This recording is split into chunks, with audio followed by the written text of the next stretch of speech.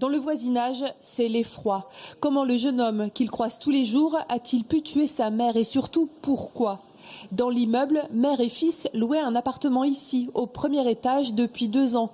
Nous sommes à Saint-Cyr-sur-Loire, à 500 mètres environ de la place de la Tranchée. Elle travaille dans une maison de retraite. Lui fréquente le collège Becquerel.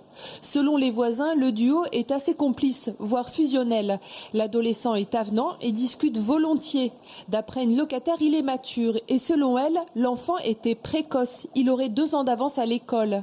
Quand bien même le garçon était sous mesure éducative et a fait l'objet d'un suivi psychologique.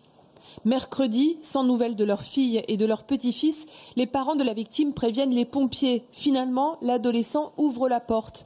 À ce moment précis, les enquêteurs parlent d'une scène d'une violence inouïe. La victime a reçu plusieurs dizaines de coups de couteau.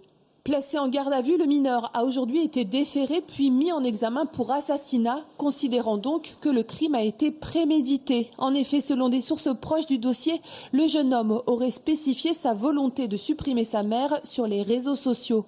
Pour quelles raisons, l'enquête devra le dire. Pour les mineurs âgés de 13 à 16 ans, la peine de prison ne peut excéder la moitié du maximum prévu pour les majeurs pour les mêmes faits.